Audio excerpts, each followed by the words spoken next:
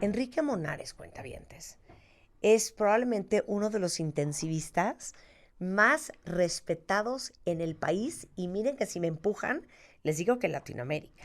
Enrique Monares le salvó la vida a mi hermana Eugenia y él es jefe de terapia intensiva del Hospital General de México, especialista en medicina crítica. O sea, cuando todo ya es insalvable, mandan a llamar a un Enrique Monares. Y aparte, es miembro de la práctica médica grupal de medicina interna del Hospital ABC, que fue donde atendiste a Eugenia. ¿Cómo estás, querido? Y estoy terriblemente feliz de estar aquí otra vez con ustedes. A ver, es algo bien interesante, vamos a aprender de medicina hoy. La lucidez terminal, que de repente amanece tu familia, tu familiar, y dices, oye, muy bien, se despertó muy bien, comió muy bien, no sabes qué bien está, y al día siguiente se murió. ¿Qué es esto de la lucidez terminal? Mira, hay muchas teorías. Voy a pasar un poquito al contexto social. Es un momento en el que agradeces tú como familiar toda la historia de la persona que te está abandonando, bueno, que se está yendo, no nadie nos abandona, porque es un resumen de lo que siempre ha sido. Sí. Y es un momento hermoso porque es parte de la despedida. Todos los que tienen la bendición cada vez más rara de tener un momento de lucidez terminal tienen un duelo más sencillo, porque entienden lo que está pasando. El primer caso documentado, textual, es la muerte de Sócrates. Sócrates, el filósofo, se niega a seguir viviendo bajo la perspectiva de una sociedad y acepta tomar el veneno y empieza a platicar con sus alumnos y le dicen, vas a empezar a dejar de sentir las piernas así hasta que llegue tu corazón y se detenga. Y él empezó a platicar con sus alumnos como siempre lo hacía, pero poco a poco pues empezó a perder fuerza, y llega un momento en el que le dice a su alumno favorito, recuerda que le debemos un gallo a Esculapio, al dios de la medicina. Sus últimas palabras son dos cosas. Uno, el deber, seguir siendo quien tú eres. Y dos, el agradecimiento. Ese es su momento de lucidez. Uno de los más hermosos, que bueno, yo lo recuerdo, es el de Richard Burton, el actor, que en los últimos años de su vida estuvo viviendo un paraíso y un infierno con el amor de su vida, que en estos momentos no recuerdo si era Elizabeth Taylor. Elizabeth Taylor, sí, claro. Sí. Pues cuando está muriendo, cuando todo el mundo dice que ya está en delirio, que ya no sabe lo que dice, que no lo escuchen, dicen los doctores, no escuchen porque van a decir tonterías. La persona que está al lado de Richard Burton dice, sus últimas palabras fueron, ella aún me fascina. Y esos son los momentos que tenemos que atesorar para que no nos pase lo que pasó con Albert Einstein, que dijo unas últimas palabras en alemán y pues desgraciadamente la enfermera que lo estaba al lado no sabía alemán. Y entonces no se supo qué era. No ¡Qué sabemos horror! si era la ¡Qué última horror! fórmula o algo. Oye, pero literal, Enrique, aquellos que antes no hablaban o tenían capacidades de comunicación limitadas, recuperan su capacidad de hablar, o alguien que estaba deprimido y de repente está alegre y quiere comer y quiere beber. Hay una teoría muy bonita de una alumna de Elizabeth Kubler-Ross, que es quien más ha estudiado los momentos terminales de los pacientes, donde dicen que conforme vas perdiendo la fuerza de tus funciones, tu riñón ya no funciona, tu corazón empieza a dejar de funcionar, las partes más vitales de tu ser, tu cerebro, empiezan a tener un privilegio de circulación y empiezas a tener una última descarga de adrenalina. Es como un flashazo, no sé si te acuerdas hay películas donde le piden a inyectar adrenalina para que se despierte y les diga algo. Es un poquito parecido, dejas de privilegiar que tu riñón, que tu hígado se perfunde, etcétera, etcétera, por privilegiar tu cerebro y después viene esta descarga de adrenalina, pero aquí viene lo más importante. Se privilegia las zonas más importantes de tu cerebro, que son las que más activas, que son las que más placer te dan. Por eso Einstein, a pesar de que llevaba los últimos 10 años de su vida hablando en inglés, cuando es su último momento, habla en alemán porque ese fue el idioma más importante de su vida. Y posiblemente dijo algo sobre su familia, no lo sabemos, nunca lo sabremos, o tal vez dijo algo sobre su trabajo, pero dijo algo que era fundamental para lo que él era. Claro. Entonces, ¿cuál es la explicación fisiológica de la lucidez terminal? ¿Y sientes que hay algo místico, algo sacro, algo difícil de explicar? Todo lo que somos nosotros está hecho para perpetuar nuestro cerebro. Todo el instinto de aparearnos es el instinto de crear un cerebro como el que tenemos, etcétera, etcétera. Y conforme estamos en riesgo, nosotros dejamos de privilegiar cosas como la circulación a la piel, que la piel puede estar, junto con el hueso, los tejidos que más tiempo pueden estar sin oxígeno. Vamos cortando, digamos, circulación, privilegiando la del cerebro, y entonces privilegiamos la parte del cerebro que más nos ha gustado usar, que puede ser el recuerdo de tu familia, que puede ser tu trabajo, etcétera, etcétera. Llega esa perfusión, ese último intento, y es el momento en el que tú puedes decir, bueno, en el que Richard Burton habla del amor que tenía por su esposa. En ese momento se da la lucidez terminal. Ese es el momento. Entonces déjame ver si entendí. O sea, literalmente, el cuerpo es tan sabio que cuando estás en tu lecho de muerte, empieza a cortar la circulación o el darle oxígeno y sangre a otras partes del cuerpo que le parecen al cerebro o al cuerpo humano menos relevantes para beneficiar al cerebro. Entonces digamos que todos los esfuerzos de tu cuerpo se van a tu cerebro. Y no se van al cerebro a donde sea. Se va a donde, a tu fuerte o a donde a ti te gustaba más usar, ¿o cómo? Sí, es un ejemplo muy importante en uno de los libros de estas situaciones, donde explica una persona que estuvo a punto de morir y tuvo un momento de lucidez en el que se dio cuenta que toda su vida se había preocupado por pagar impuestos, por tener un auto, por competir con la sociedad, por la mejor ropa, y todas esas preocupaciones cuando se iba a morir se fueron. Y es el momento en el que se da cuenta que lo más valioso que tiene en la vida es su hija. Entonces tú vas cortando lo que no tiene nada que ver contigo, lo que no necesitas en tu vida, y en ese momento, por eso se llama lucidez, pues te das cuenta qué es lo realmente valioso para ti y utilizas toda tu fuerza para expresarlo, a veces por última vez. Ahora, tú que eres intensivista, has estado seguramente en tantos momentos de lucidez terminal de pacientes tuyos. ¿Alguno que quieras compartir que recuerdes? Primero, este es un fenómeno que cada vez se va a ver menos, porque los últimos días de la vida del hombre moderno la estás pasando en terapia intensiva, profundamente sedado, y obviamente si estás dormido, pues no vas a tener ese momento de lucidez. O sea, dices por el avance de la medicina. Por el avance de la medicina, y ahora se están haciendo cosas impresionantes, ahora con el ECMO, con la circulación extracorpórea, pues muchos pacientes que pasaban sus últimos momentos completamente dormidos, ahora tienen el privilegio de estar despiertos y tomar sus propias decisiones. Uno de los casos que a mí más me impactó en Le Pitié, en París, nunca lo pronuncio bien, en el hospital de Le Pitié, una niña hermosa, si no mal recuerdo tenía 16 años, tenía un problema en el corazón, por lo cual tenía que tomar un medicamento que, si bien le protegía el corazón, terminó por complicar sus pulmones.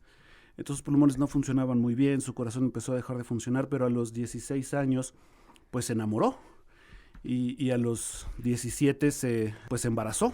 Pues ella llega muriéndose al hospital porque no le dijo a nadie que estaba embarazada. Le ponen en la máquina de ECMO, termina sus últimos meses del embarazo y no hay forma de que se recupere su corazón y su pulmón, y no hay forma de trasplantarla, estaba fuera de toda esperanza. Y entonces ella le habló con su papá y le dijo que esto no era vida, y le pidió el papá al comité de ética que la desconectaran de la máquina. Entonces uno habla muchas veces con los familiares, pues para hablar de que tenemos que detenernos, pero ahora se abre la ventana de que tal vez sea hablar con el mismo paciente en sí, que el ECMO les permita momentos de lucidez y que tomen sus propias decisiones, porque ella pidió ser desconectada, el comité de ética lo accedió, y ella empezó a disminuirse el ECMO y empezó a tener esta lucidez de la que se habla, pues porque se empezó a disminuir el apoyo, pero todo el apoyo llegaba a su cerebro, y estuvo con su papá hablando todo el tiempo hasta que falleció. Mira, se me pone la piel chinita. Te comparte Fabiola, que su abuelo tenía leucemia y casi no comía ni se levantaba de la cama. Y el 6 de enero amaneció con hambre, comió súper bien sus 3 comidas del día, hasta él pidió que quería. Salió de su cuarto, caminó, pidió ver a sus hermanos, que son tíos de Fabi, y en la noche se murió. Así es. Explícale a Fabi qué fue. Fue una bendición, eso es lo más importante, y nosotros podemos luchar por tener esto nosotros mismos, nuestros familiares, porque las condiciones de lo que se llama una buena muerte son tres. La primera es morir sin dolor. Si tenemos dolor, pues no pensamos en ninguna otra cosa. La segunda es tener una esperanza. Hay muchas personas que no se quieren morir porque están esperando la boda de su nieta, los 15 años de su hija, y acumulan toda esa fuerza para llegar a ese momento, y cuando pasa ese momento viene la descarga de energía, y es cuando le dice las últimas palabras a su nieta de lo que venía pensando que le quería decir. Y la tercera, por supuesto, es no morir solo. Debe de ser bien duro porque Pau dice, Marta, mi mamá, así le sucedió un día antes de trascender. Hasta quiso brindar y lo hicimos, comió bien. Fue su día más lúcida y del mejor humor. Estuvo tan feliz, pero luego el sábado a las 5:30 de la mañana partió. Así es. Para la familia, son muy confusos también los momentos de lucidez, por eso queríamos hablar de eso. Porque un momento de lucidez te hace creer que a lo mejor tu mamá está mejor y se va a recuperar y ya no se va a morir. O que tu abuelo, que ha estado tan mal tantas semanas, de aquí sale y de repente se muere. ¿Y cómo le dices tú a la familia, no se entusiasmen, es una lucidez terminal?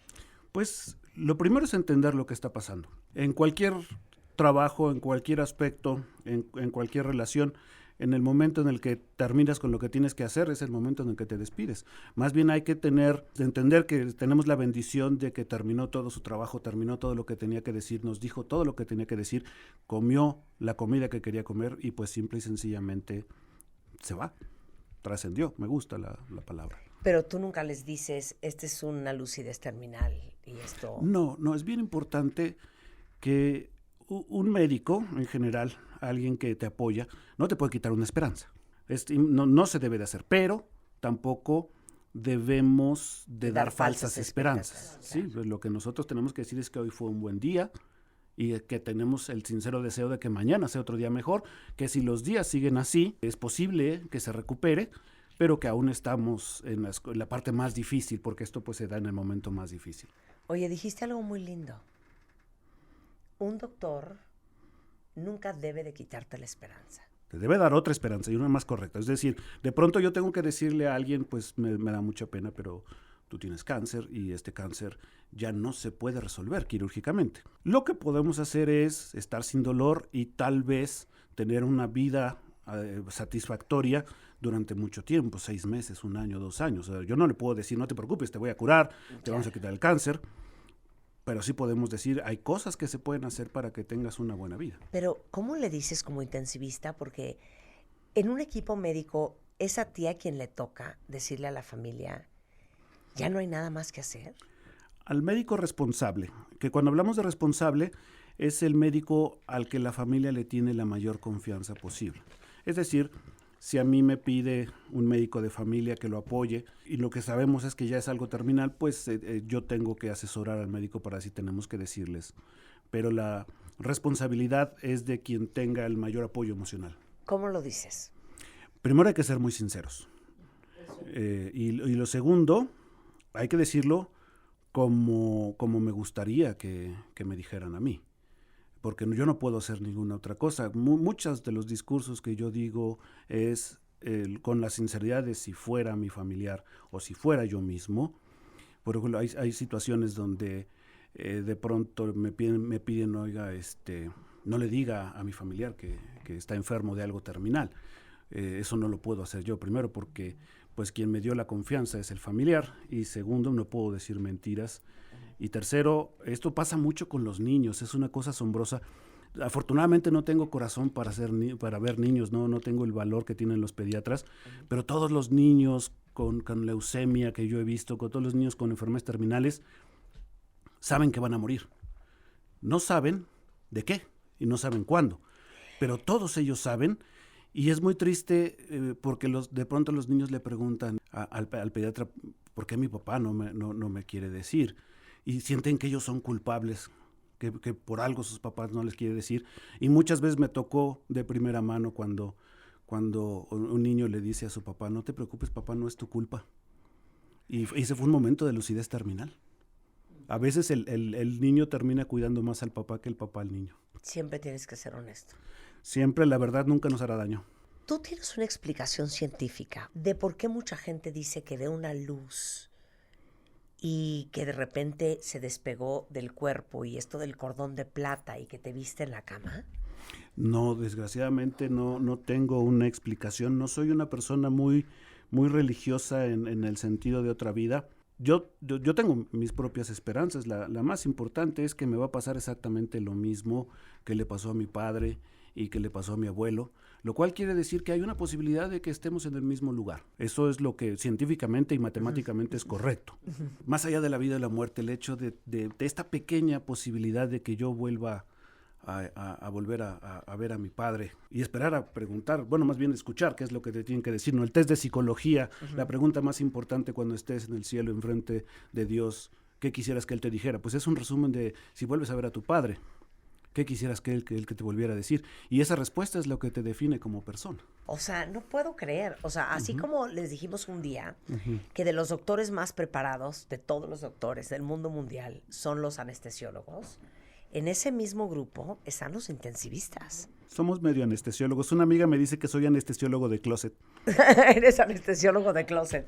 Este hombre es una eminencia, es el hombre que ustedes quieren en una situación de salud crítica a su lado. Si a mí me tuvieran que operar de algo, no me opero si el doctor Enrique Monares no está en el quirófano. 100%, ¿eh? 100%.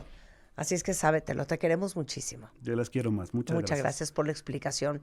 Ahora ya saben lo que es la lucidez terminal.